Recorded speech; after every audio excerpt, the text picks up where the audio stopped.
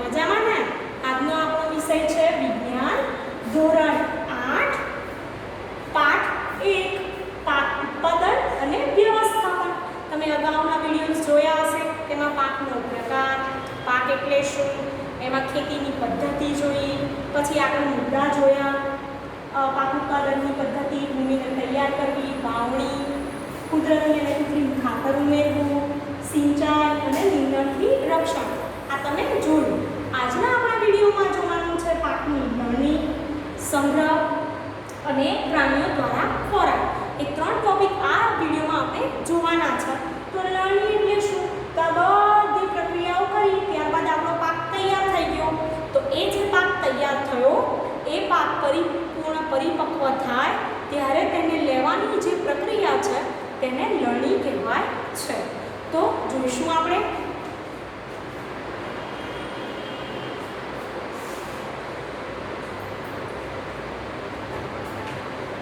લણણી. પાકની લણણી એક અગત્યનું કામ છે. પાક જ્યારે પૂર્ણ પરિપક્વ થઈ જાય ત્યારે તેને કાપવાની ક્રિયાને લણણી કહે છે. કેટલાક પાકની લણણી તે સંપૂર્ણ પાકે તે પહેલાં કરવામાં આવે છે, જેમ કે ફળો જેવા કે ટમેટા, કેરી, સીતાફળ, ચીકુ વગેરે. હવે આ જે ટામેટા છે, કેરી છે, સીતાફળ છે, ચીકુ છે, એ ફળ પાકે સંપૂર્ણ પાકી જાય તે પહેલા તેને લઈ લેવામાં આવે છે. એ પ્રક્રિયાને કહેવાય છે લણણી. લણણી દરમિયાન કાં તો છોડને ખેંચીને ઉખાડી લેવાય છે અથવા તેની જમીનથી નજીકના અંતરેથી કાપી લેવામાં આવે છે. લણણી કેવી રીતે કરવામાં આવે? તો લણણીને કાં તો છોડ જમીનથી યોગ્ય અંતરે, થોડા અંતરે લઈને કાપી નાખવામાં આવે છે, કાં તો શું કરવામાં આવે? હાથ વડે ખેંચી લેવામાં આવે છે. એક અનાજ પાકને પરિપક્વ થતા 3 થી 4 મહિના લાગે છે. હવે કોઈ પણ પાક છે, અહીંયા અનાજના પાકની વાત કરી છે, તો અનાજના પાકને ઉગવા માટે કેટલા મહિના જોઈએ છે? 3 થી 4 મહિના. 3 થી 4 મહિનામાં એ પાક તૈયાર થઈ જાય છે. આપણા દેશમાં દાંતરડાની મદદથી હાથ વડે લણણી કરવામાં આવે છે અથવા એક મશીનનો ઉપયોગ કરવામાં આવે છે જેને હાર્વેસ્ટર કહે છે. હવે જેમ આગળ હળ એ જમીનને ખેડવા માટે વપરાય છે, ખુરપી એ નીંદણ દૂર કરવા માટે વપરાય છે, વાવણીઓ જમીનમાં બીજ રોપવા માટે વપરાય, તેમ લણણી માટે 2 સાધન વપરાય છે. હાથ વડે જો લણણી કરવામાં આવે, પરીક્ષામાં કેવી રીતે પ્રશ્ન પૂછાય તમને મગજમાં ખબર હોવી જોઈએ કે જો હાથ વડે લણણીનું પૂછે તો હાથ વડે લણણી કરવા માટે દાતરડું વપરાય છે, અને મશીન દ્વારા જો લણણી કરવામાં આવે તો મશીન દ્વારા લણણી કરવા માટે હાર્વેસ્ટરનો ઉપયોગ થાય છે. તમે ચિત્ર અહીંયા જોઈ શકો છો. આ છે હાર્વેસ્ટર. કાપવામાં આવેલ પાકમાંથી બીજ અથવા દાણાઓને ભૂસામાંથી અલગ કરવાના હોય છે તેને થ્રેશિંગ કહે છે. આ બંને કાર્ય કમ્બાઈન મશીન દ્વારા કરવામાં આવે છે, જે હકીકતમાં હાર્વેસ્ટર તથા થ્રેશર બંનેનું સંયુક્ત સ્વરૂપ છે. હવે અહીંયા વાત કરી છે કમ્બાઈન મશીનની. તો વિદ્યાર્થી મિત્રો, પાકની લણણી છે હાર્વેસ્ટર દ્વારા કરવામાં આવે છે, પરંતુ આપણે જાણીએ છીએ કે પાક તો લઈ લીધો હાર્વેસ્ટર દ્વારા. તો ડાંગરના પાકની હું તમને માહિતી આપું થોડી, કે ડાંગરના પાકને હાર્વેસ્ટર દ્વારા જે મોટો જગ્યા હોય છે લાકડા જેવી, ત્યાં આગળ તેને ડાંગરને પછાડવામાં આવે છે અને ત્યારબાદ એ ડાંગરમાંથી આપણને ચોખા મળે છે. હવે આગળ વાત કરીશ, એક ઉદાહરણ સમજાય મેં ડાંગરનું તમને, પણ એ જે અનાજના દાણામાંથી દાણા છૂટા પાડવાની જે પ્રક્રિયા છે કણસલામાંથી, એ પ્રક્રિયાને કહેવાય છે થ્રેસિંગ, અને એ દાણા છૂટા પાડવા માટે થ્રેસરનો ઉપયોગ થતો હોય છે. તો 2 પ્રક્રિયા જોડે થાય અહીંયા કમ્બાઈન મશીનમાં. પાક લેવા માટે હાર્વેસ્ટર અને દાણા છૂટા પાડવા માટે વપરાય થ્રેસર. તો બંને સંયુક્ત સ્વરૂપ છે હાર્વેસ્ટર અને થ્રેસરનું. કયું મશીન? Combine machine. લણણી બાદ છોડના ઠૂંઠા ક્યારેક ખેતરમાં જ રહી જાય છે, જેને ખેડૂત આગ લગાડી દે છે. પહેલી આ ટુકડાઓને ખેતરમાં સળગાવવાથી ચિંતિત છે. તે જાણે છે કે તેના લીધે પ્રદૂષણ થાય છે. તેનાથી ખેતરમાં રહેલ પાકને આગ લાગવાનો પણ ખતરો છે. હવે અહીંયા કીધું કે આપણે પાક લેવાઈ ગયો છે, પાકને થોડા સમય સુધી સૂકવી રાખવામાં આવે છે. ત્યારબાદ જે જમીન પાકના ખેતરમાં ઠૂંઠા હોય છે એ ઠૂંઠાને ખેડૂત શું કરે છે? આગ લગાડે. હવે તમે જાણો છો કે આગ લગાડવામાં આવે તો એનાથી શું થાય? તો આગ લગાડવાથી હવાનું પ્રદૂષણ વધે છે અને પાક જો ખેતરમાં હોય તો તે બળી જવાની પણ સંભાવના રહેલી છે. નાના ખેતરવાળા ખેડૂતો અનાજના દાણાઓને ઉપાડવા જેવી ક્રિયા દ્વારા અલગ કરે છે. ઉપાડવાની ક્રિયામાં હલકા પદાર્થો જેવા કે ફોતરાને પવનની મદદથી દૂર કરવામાં આવે છે. તમે આગળના ધોરણમાં ભણીને આવ્યા છો કે અનાજને છૂટા પાડવાની જે પ્રક્રિયાઓમાં અલગ અલગ પદ્ધતિ છે, એમાં ઉપાડવાની પદ્ધતિ છે. તો ઉપાડવાની પદ્ધતિમાં શું હોય છે? તો પવન વડે અહીંયા જે અનાજના દાણા છે એમાંથી ફોતરા છૂટા પાડવાની જે પ્રક્રિયા છે એ પ્રક્રિયાને ઉપાડવાની પ્રક્રિયા કહે છે. આમાં ખેડૂત તમે જોઈ શકો હાથમાં સૂકડું હોય છે, પવન આવતો હોય એટલે શું થાય? તો અનાજના જે ફોતરા હોય અનાજ એક તરફ પડે છે અને કચરો છે એ ઉડીને બીજી તરફ પડે છે. અનાજને ઉપાડવાથી તે સ્વચ્છ થાય છે. લણણી ઉત્સવો 3-4 મહિનાના અથાગ પરિશ્રમ પછી લણણી ઉત્સવનો સમય આવે છે. ઊભા પાકનું સુવર્ણ દ્રશ્ય ખેડૂતના હૃદયમાં ઉલ્લાસ તેમજ સારા સમયનો ભાવ સંચાર કરે છે. આ સમય થોડોક આરામ કરવાનો તથા ખુશી મનાવવાનો હોય છે, કારણ કે આગળની ઋતુના પ્રયત્નનું ફળ પ્રાપ્ત થાય છે. એટલા માટે જ ભારતના બધા જ ભાગોમાં લણણીનો સમય હર્ષોલ્લાસ તેમજ ખુશીનો હોય છે. પુરુષ તેમજ મહિલાઓ બધા ભેગા મળીને આ ઉત્સવ ઉજવે છે. લણણી ઋતુની સાથે કેટલાક વિશેષ ઉત્સવ જેમ કે પોંગલ, બૈશાખી, હોળી, દિવાળી, લાવણ્ય તેમજ બિહુ જોડાયેલા હોય છે. હવે જે ખેડૂતો છે એ 6 મહિના છે રાહ જોવે છે પાકની, 3-4 મહિને પાક ઉગી નીકળે છે, ખૂબ મહેનત કરી હોય છે. ત્યારબાદ જ્યારે પાક ખેતરમાં લહેરાતો જોવા મળે ત્યારે તેમના અંદર આનંદ અને હર્ષની લાગણી હોય છે, ખુશ થાય છે. અને ત્યારબાદ આપણે ભારત દેશ તો તહેવારોનો દેશ છે, તો એ જ્યારે પાક લેવાય છે ત્યારે કયા કયા તહેવારોની ઉજવણી થાય છે? તો ભારતભરમાં વિવિધ તહેવારોની ઉજવણી થાય છે, જેને લણણી ઉત્સવ તરીકે ઓળખવામાં આવે છે. એના નામ છે પોંગલ, બૈશાખી, હોળી, દિવાળી, લાવણ્ય અને બિહુ. આ જે છે એ લણણી ઉત્સવ તરીકે ઓળખવામાં આવે છે.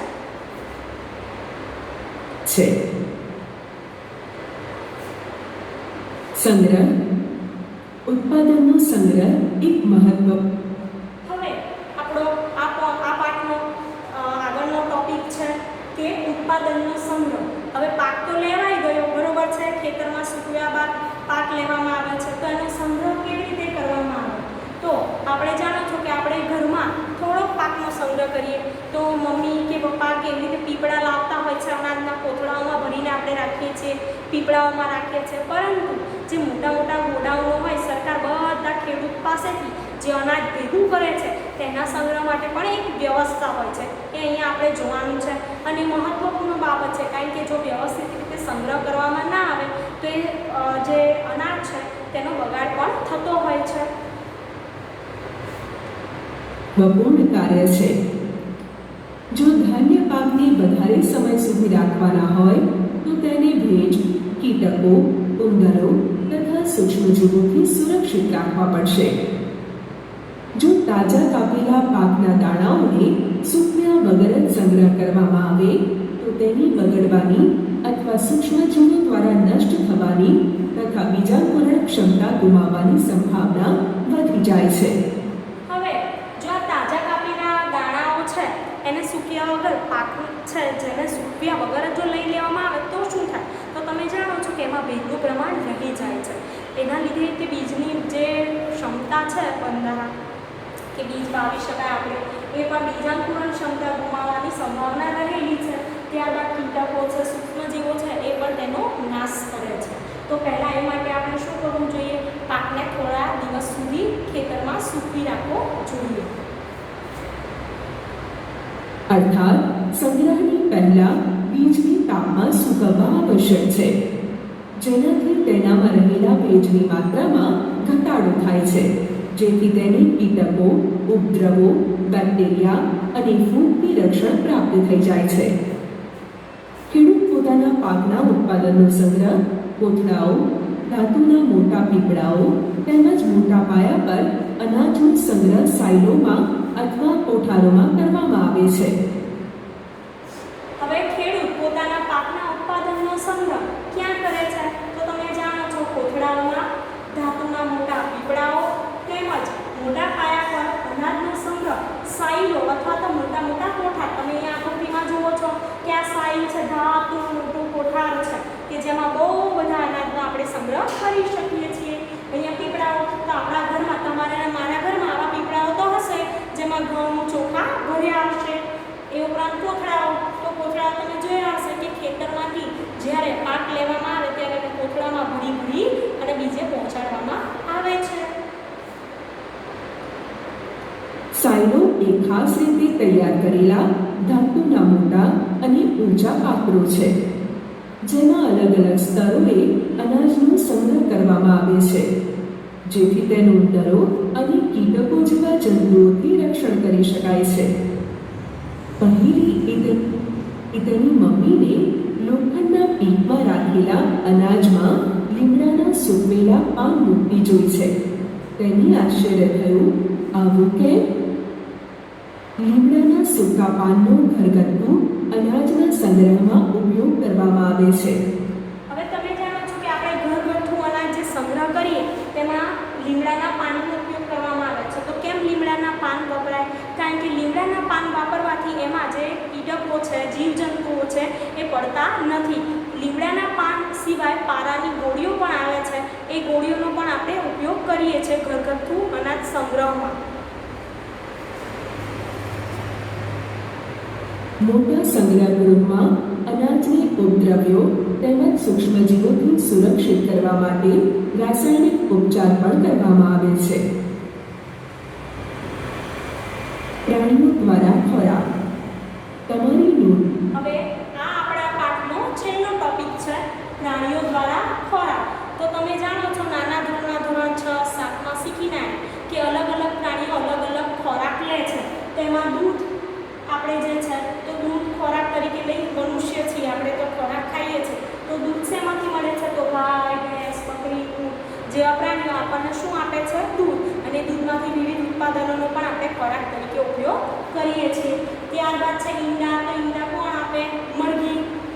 ત્યારબાદ સમુદ્રી ખોરાક. તો સમુદ્રી ખોરાકમાં શેનો સમાવેશ થાય? ઝીંગા છે, માછલી છે, કરચલા. તેનો પણ સી ફૂડ તરીકે આપણે ખોરાકનો ઉપયોગ કરીએ છીએ. પછી છે મધ. તો મધમાખીમાં મળે છે.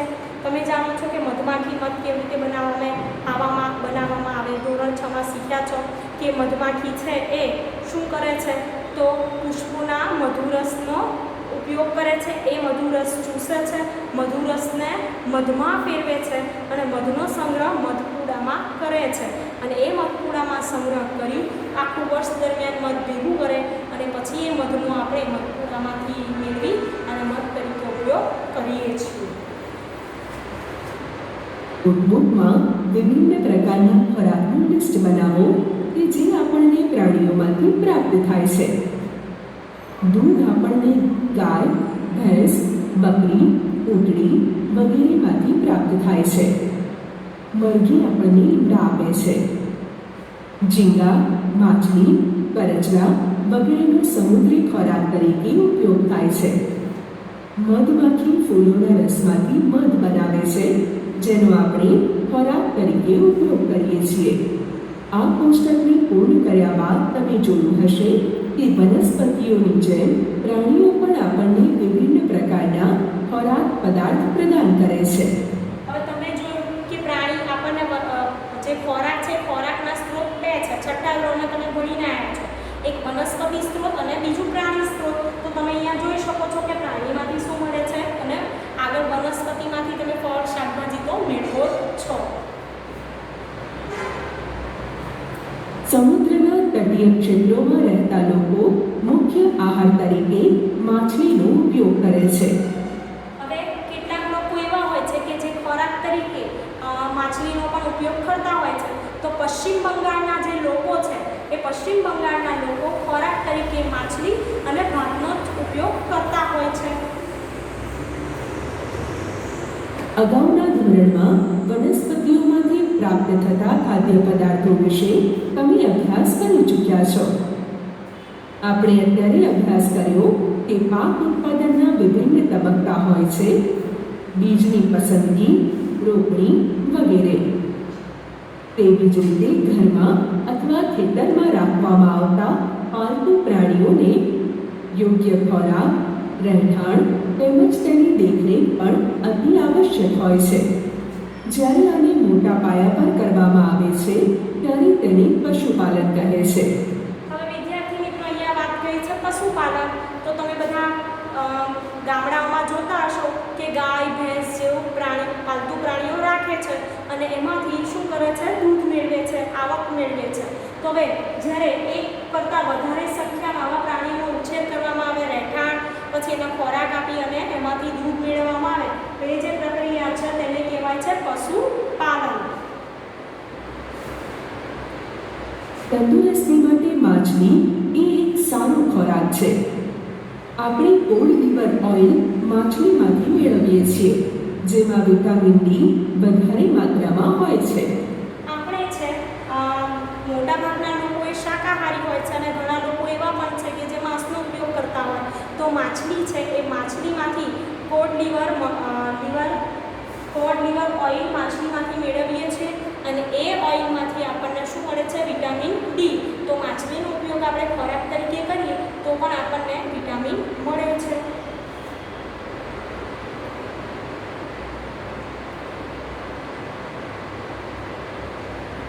તો અહીંયા આપણો પાઠ પૂરો થાય છે. એમાં તમે માહિતી મેળવી, અલગ અલગ ખેત પદ્ધતિ છે, એના તબક્કા છે, સિંચાઈની વાત કરી, ખાતરની વાત કરી, મિનરલ, નળની સંગ્રહ, પ્રાણીઓ દ્વારા ખોરાક. આ વિડીયોમાં તમે 3 ટોપિક ભણ્યા. તો તમને સમજણ પડી હશે. તમે ફરીથી વિડીયો જોઈ અને વ્યાખ્યાઓ લખી શકો છો, એની માહિતી મેળવી શકો છો. Thank you.